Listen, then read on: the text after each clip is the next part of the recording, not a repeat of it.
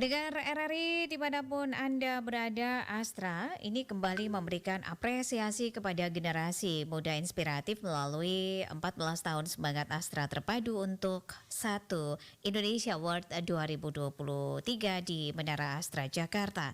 Dan pendengar tahun ini, para penerima apresiasi ini adalah 5 pemuda yang memberikan kontribusi positif bagi bangsa dan juga masyarakat melalui 5 bidang, yaitu kesehatan, pendidikan, kewirausahaan, lingkungan dan juga teknologi, serta satu kategori kelompok yang mewakili kelima bidang tersebut. Dan pendengar RRI, kabar gembiranya, kabar baiknya pendengar ya, salah satu dari 5 pemuda ini berasal dari Kabupaten ND. Dia adalah Teresia Dwi Audina, narasumber kita pagi hari ini. Selamat pagi Bu Dina. Halo, selamat pagi kakak. Oke, selamat pagi, Profisiat ya. Dipanggil Dini. Profisiat ya. Ini Terima kemudian sudah kasih. membanggakan Kabupaten ND begitu ya di kancah nasional. Nah, ini Hmm, masih banyak yang belum tahu apa itu sebenarnya Satu Indonesia Award ini. Boleh dijelaskan? Ya, sebelumnya selamat pagi Kak Nona. Pagi semua pendengar setia RRI Pro 1, saya Dini. Mm-mm. Saya yang memenangkan Indonesia Satu Awards kemarin di bidang kesehatan. Mm-mm. Jadi Satu Indonesia Awards itu salah satu program awards yang diselenggarakan oleh Astra Mm-mm. perusahaan besar internasional TBK itu, di mana pemberian apresiasi untuk anak muda yang memberikan kontribusi positif di daerah-daerah seluruh Indonesia. Seperti itu. Oke. Dan ini yang ke-14 begitu ya Ya, penyelenggaraannya. betul. Tahun ke-14. Aha. Nah, ini bagaimana ceritanya sampai kemudian Mm-mm. Dini bisa ikut dalam ajang tersebut? Eh, saya bekerja sebagai seorang bidan desa Mm-mm. di salah satu desa terpencil, namanya Desa Ururoro, di Kecamatan Angapanda, Kabupaten ND. Mm-mm. Eh, saya sangat suka menulis saat itu, jadi beberapa cerita pekerjaan saya random tulis di media sosial saya dan dilirik oleh salah satu media massa saat itu, media Tempo, dan Mm-mm. saya ditawarkan untuk menulis cerita tentang saya, Oke. dan selanjutnya dilakukan penjurian dan mereka datang ke Ururoro untuk dilakukan pengambilan video, Mm. dan kita beberapa bulan terakhir memang bootcamp dan selalu presentasi di para juri dan berakhir di jadi pemenang kemarin. Oke. Dan ini untuk Hmm. proses pendaftarannya ini dibuka dari kapan, sejak kapan, terus selesainya itu dibuka berapa lama? Kemudian proses setelah proses pendaftaran itu tahapan-tahapan selanjutnya mungkin bisa dijelaskan kepada pendengar RRI biar masyarakat dan juga Hmm. orang muda yang saat ini mendengarkan kita ini juga menjadi inspirasi buat mereka ya untuk bisa ikut dalam ajang yang bergengsi ini. Oke, waktu itu random sih Kak, saya dikirimin link oleh adik saya untuk bilang Mm-mm. daftar sini Kak gitu. Jadi Ah ya. sekitar pertengahan bulan 7. Nah, Mm-mm. sekitar pertengahan bulan 6 7 gitu. Jadi memang ceritanya itu em, kita menceritakan ke mereka apa yang kita kerjakan. Jadi misalnya Keseharian kalau saya ya. bidang kesehatan, Heeh. ya Mm-mm. kalau saya bidang kesehatan dan program saya itu adalah kesehatan ibu dan anak. Jadi saya Mm-mm. menceritakan program saya yang membawa dampak perubahan Oke. untuk daerah itu Mm. saat itu. Ini saya masih belum cerita programnya ya, jadi saya Mm-mm. prosesnya. Ya. Saya daftar ke link itu dan eh, banyak yang mendaftar saat itu, 14.997, hampir 15.000 kita dari Wow. semua bidang. Heeh. Dan masuk di penjurian. Jadi penjurian merupakan para mantan-mantan menteri Indonesia Mm-mm. dan mereka menseleksi semua sampai kepada tahap 60. 60 itu kita ikuti beberapa tes bootcamp seperti itu, jadi kayak presentasi, bikin PPT. Setelah Mm-mm. itu turun jadi 24. Nah, saat menjadi ke 24 finalis itu Mm-mm. kita akan di lakukan pengambilan video dan gambar selama 3 hari. Waktu itu dari Media Tempo turun ke desa dan kita diambil gambar. Setelah itu kita presentasikan apa yang menjadi yang sudah diambil gambar itu. Artinya bahwa mereka ke sana untuk menilai kerilan cerita kita. Jadi Oh iya, memastikan dan menggali kembali membuktikan ya. kebenaran cerita yang kita angkat. Mhm. Oke. Program-program kita bikin juga dievaluasi. Mhm. Setelah itu masuk ke 12 besar. Ke 12 besar itu kita di rival. Artinya setiap bidang, yang 6 bidang tadi kita rival dua orang. Oke. Oleh jurinya langsung para menteri, para public figure yang waktu itu saya Dian Sastrowardoyo yang Wah, menjuri. keren. Heeh. Jadi setelah 12 itu dari 12 akan menentukan setiap bidang pemenang. Jadi waktu itu saya dirivalin dengan teman saya dari Bengkulu kalau tidak salah ya, dan yang pemenang diberangkatkan ke Jakarta untuk pengambilan awards. Oke, dan keputusan ini diterima begitu ya? Itu di tanggal berapa persisnya? Tanggal seminggu sebelum awards ya, kalau saya awards kan tanggal 1. 1 November ya? Berarti iya 1 November, berarti sekitar tanggal 20-an begitu ya? 23 ya, 23 Oke. Agustus. September 23 Oke. September. Baik. Nah, tahapan-tahapan tadi sudah diceritakan. Ini program apa yang kemudian menjadi pilihan Dini begitu ya untuk ikut dalam ajang ini? Saya mendaftar saat itu di program kesehatan ibu dan anak sesuai profesi dan pekerjaan saya dan saya menceritakan karena di desa waktu itu, di desa Ururoro belum punya tenaga kesehatan sama sekali. Jadi hitungan saya adalah penggerak di bidang kesehatan. Nah, selain kesehatan ibu dan anak, karena saya tenaga kesehatan satu-satunya saat itu, jadi semua bidang dari kesehatan ibu dan anak, remaja, lansia, semua yang membutuhkan pelayanan kesehatan. Nah, yang membawa program itu sampai menang adalah perubahan. Jadi saya masuk ke dalam program dunia tentang kesehatan yang disebut dengan SDGs. Nah, beberapa poin itu menjadi pilar, salah satunya adalah kesehatan ibu dan anak. Membawa perubahan juga menekan angka stunting dan pelayanan kesehatan lain. Soalnya waktu itu di desa itu, waktu pertama saya turun, ada beberapa masalah kesehatan ibu dan anaknya yang menjadi pemicu masalah stunting. Seperti Nah, apa itu masalahnya? Apa yang menjadi masalah sehingga pertama, angka kematian karena ibu dan anak itu tinggi di sana? ya fasilitas kesehatan jauh Kak dari desa ke kecamatan. Oke. Jadi banyak ibu-ibu itu belum memeriksa kehamilan secara rutin. Otomatis memang tidak mendapatkan pelayanan kesehatan, Oke. obat dan pendidikan edukasi kehamilan lainnya. Yang kedua, persalinan masih dilakukan di dukun-dukun dan di rumah. Oke. Dan kita rubah itu menjadi persalinan harus di fasilitas kesehatan. Yang ketiga, posyandu belum rutin dan juga anak-anak belum mendapatkan pelayanan imunisasi lengkap sama sekali. Nah, dari yang ketiga itu kita termasuk dalam pencegahan stunting, jambanisasi sampai kepada lansia. Nah, dari 7 tahun saya bekerja, masalah-masalah kesehatan ini terselesaikan secara bertahap sih. Jadi ibu hamil sudah dilakukan pemeriksaan secara rutin karena pelayanan sudah dari rumah ke rumah, door to door. Jadi Persalinan juga sudah dilakukan di fasilitas kesehatan, sudah ada di dukun. Banyak obstacle tuh kalau misalnya mereka kembali yang mereka angkat tuh mungkin karena banyak persalinan masih dilakukan di jalan, di auto pick up seperti itu, jadi ditolong dan itu menjadi cerita-cerita menarik, menjadi nilai tambah. Yang anak-anak juga sudah dilakukan imunisasi juga, imunisasinya keliling tiap rumah, tiap kampung. Jadi seperti itu. Oke, baik. Dari masalah-masalah yang tadi sudah dipaparkan bahwa solusinya adalah melakukan pelayanan dari rumah ke rumah begitu, Ibu Dini ya? Betul sekali, ya. Oke. Nah, melihat kondisi dan juga fakta yang terjadi di lapangan seperti yang tadi sudah dipaparkan, kemudian apa langkah dari pemerintah setempat begitu ya, melihat kondisi ini? Tentu saja saya tidak bekerja sendiri. Saya bekerja di bawah naungan puskesmas, juga bekerja sama dengan lintas sektor. Berarti bahwa saya membutuhkan para pemerintah desa sampai pemerintah kabupaten. karena ini yang kasih turun kita ke desa-desa juga pemerintah, dan Oke. otomatis kita yang berada di tempat bertanggung jawab penuh atas semua kejadian yang terjadi di situ. Hmm. Ya, hitung aja kita dibayar untuk itu, Kak. Oke.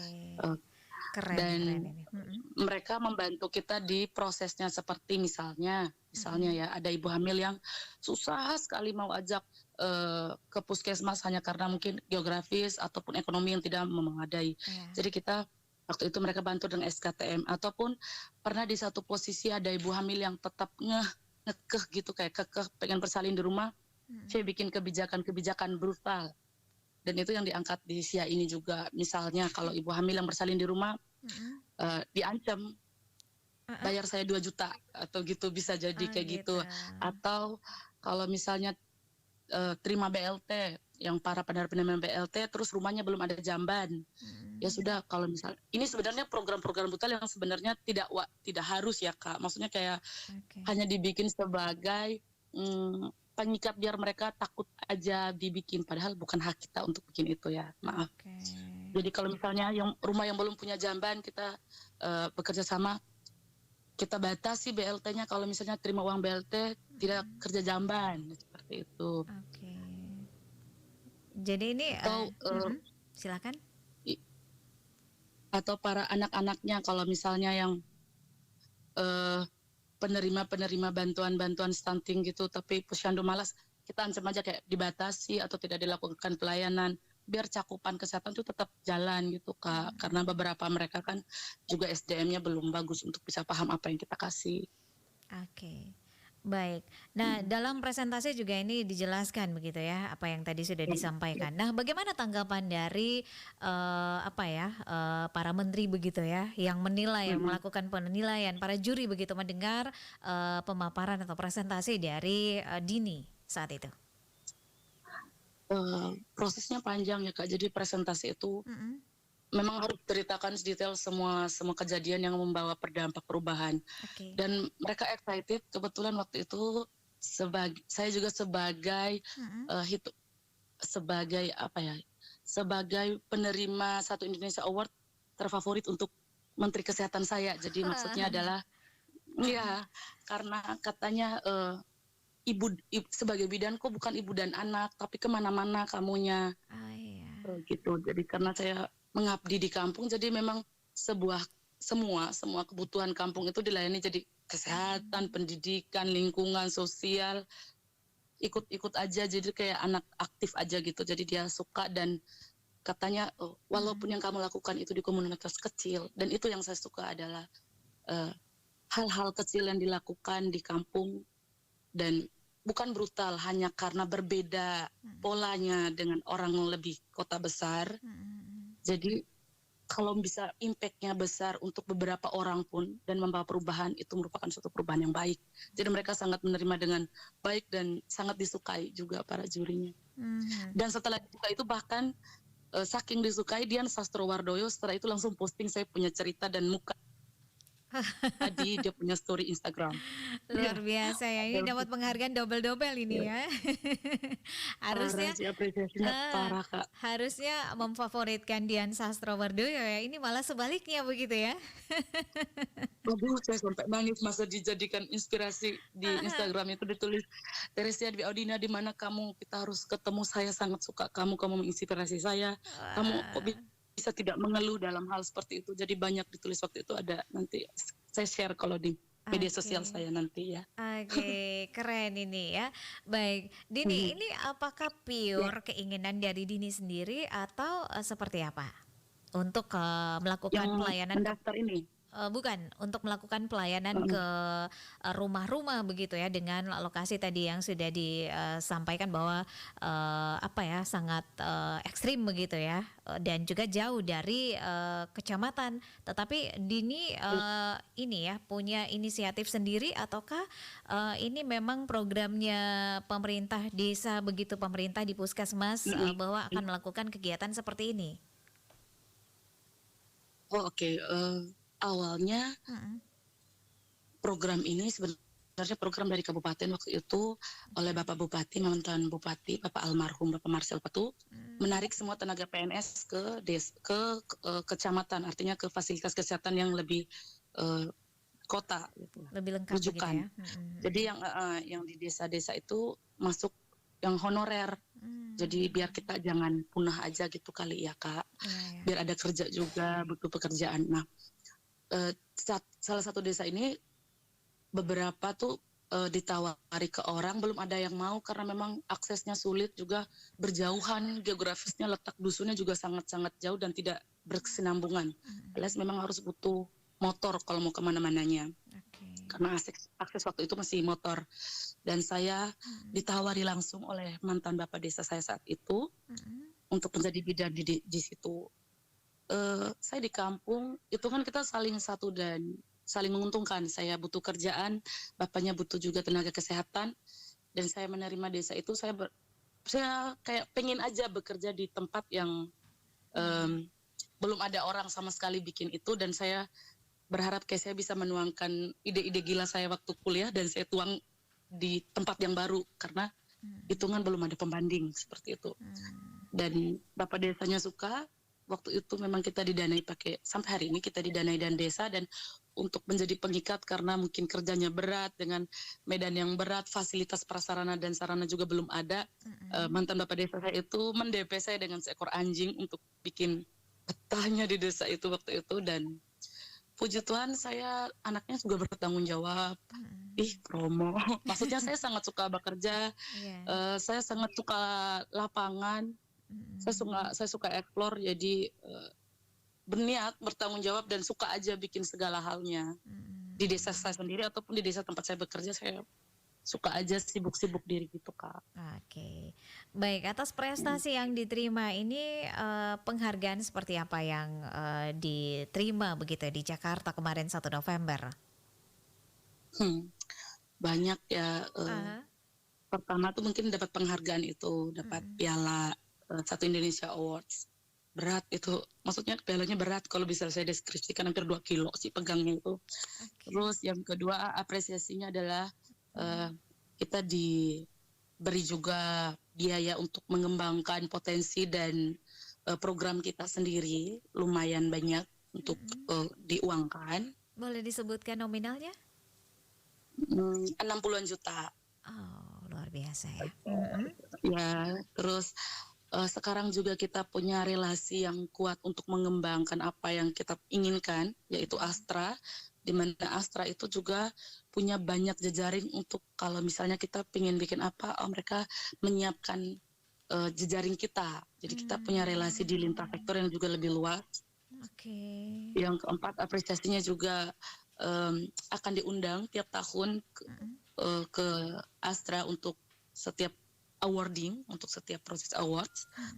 Terus bertemu orang-orang yang hebat pada bidangnya, kita dikenali, belajar, ketemu artis-artis juga banyak. Dan itu yang paling tidak ada ya. Banyak yang bisa kita belajar yang kita tidak temui di situ.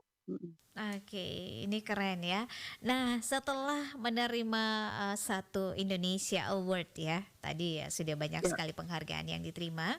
Ini apa langkah selanjutnya begitu, program selanjutnya untuk Dini buat begitu ya di Desa Uzuzozo ya, Uzuroro. Ya. Silakan. Jadi tetap ya Kak, karena saya ini menjalankan profesi saya tetap melakukan pelayanan seperti biasanya, seperti yang saya lakukan, tetap di kesehatan ibu dan anak, tetap, karena sekarang puji Tuhan program saya itu, kalau mungkin yang teman-teman yang lain kan bukan profesi, mereka mengembangkan yang akan jadi income, jadi ada persentase naik turunnya, sedangkan kalau saya sudah di pencapaian, artinya bahwa tinggal siklus melanjutkan pekerjaan. Jadi dari Astra menawarkan untuk kalau misalnya pengen melakukan program seperti mau mendatangkan volunteer ke kecamatan kita ataupun ke desa kita, atau mau bikin kegiatan apapun, tinggal koordinasi ke Astra, nanti mereka bantu kayak gitu. Kalau dari saya tetap seperti biasa, melakukan pelayanan kesehatan, ibu, anak, anak sekolah, remaja, lansia, karena tenaga kesehatan di situ ada semua kebutuhan masyarakat di kesehatan ataupun bukan kesehatan di mana saya dibutuhkan ya saya melayani. Oke, apalagi ini jaringan sudah semakin luas begitu ya setelah Begitu, menerima Kak. satu Indonesia Award ya. Oke, Betul, Kakak. Dini silakan pesan harapannya, kemudian motivasi ya untuk anak-anak muda yang ada di ND, Flores, NTT yang sedang mendengarkan kita, yang mungkin Mhm. tertarik ya ingin ikut dalam ajang ini, bisa kasih support dong untuk mereka, silakan. Kalau teman-teman, eee, semangat bekerja dulu, menurutku gini, Mm-mm. sebelumnya saya tidak pernah expect ya, Kak, saya tidak pernah expect kalau saya akan dapat ini sih. Karena juga bayangan saya tidak ada yang tahu kita daerah pelosok pedalaman ini siapa yang mau kasih apresiasi juga. Mm-mm. Jadi untuk teman-teman yang dulu pernah seperti saya kayak, "Waduh saya bikin ini nih kira-kira saya dapat apa ya?" Kayak gitu.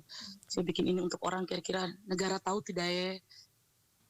Menurut saya ternyata tidak. Semua itu dibayar kontan kalau memang kita sudah tabur yang baik sih, menurutku. Amin. Jadi kayak kalau misalnya tidak ada yang mengakui kita hebat, apresiasi kita tidak, maksudnya apa yang kita lakukan juga tidak diapresiasi besar oleh orang, Mm-mm. tidak apa-apa. Yang penting kita punya niat yang tulus, kita punya semangat yang besar untuk bisa membangun. Mm-mm. Dan sekarang kan dunia sosial juga sudah besar, apapun yang kita bikin itu impact-nya juga besar.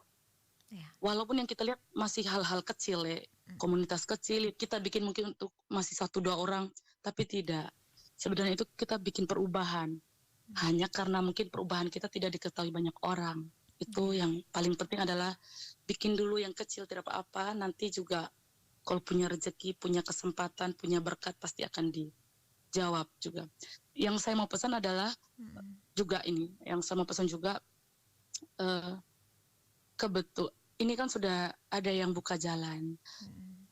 Kita sudah tahu informasinya, bisa akses ternyata Kak, banyak sekali Mm-mm. em, perusahaan atau em, company-company besar tuh yang memberi apresiasi selain Astra. Jadi kalau mau Oke. cari tahu di internet itu banyak. Tinggal Mm-mm. gini, saya juga satu tipe anak yang tidak bisa menceritakan apa yang saya buat sebelumnya. Oke. Ternyata setiap perubahan baik sekecil apapun itu, kalau memang berdampak positif untuk masyarakat, silakan di-up, silakan dibicarakan. Nanti kalau kita dibicarakan di media kita, mungkin orang baca kita punya Postingan ya. kontribusi positif itu, Mm-mm. nah mereka angkat ataupun diketahui orang. Mm. Dan itu baik kalau misalnya suatu saat ada yang cari tahu tentang kita. Puji Tuhannya kan ini, akhirnya Ya. ada yang cari tahu walaupun di pedalaman, bahkan sinyal tidak ada satu daerah sinyal, orang sampai cari tahu kita. Berarti memang kan ada jalannya nanti. Jangan takut, jangan khawatir. Mengabdi saja dulu. Entah mau itu di kampung, atau mau di kota, mau di mana, silakan mengabdi saja dulu dengan tulus. Oke, keren ini ya.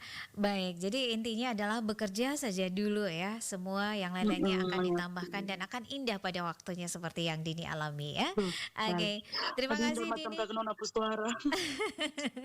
Kak, saya boleh omong sedikit kok. Oke, silakan. Kakak dorang tuh dulu saya sangat suka, sumpah. Mm-mm. Jadi aku kakak hubungi tadi malam tuh saya dan sempat ada yang lompat ke girangan. Wih, kita dulu tukang dengar ini radio. Jadi kayak Sekarang sampai di rumah-rumah jadi warga M2 narasumber yang ya. tenteng-tenteng radio. Kakak dorang pun nama-nama bahkan saya masih ingat sampai kakak Leli, Iya. kakak Astilengga, kakak Rosda 5, kakak Mhm. cowok satu lagi. Maksudnya kayak dan sehari ini berada di ini radio tuh sumpah saya sampai gemetar yang puji Tuhan. Wih, terima kasih Luar banyak. biasa ya. Oke. Iyalah.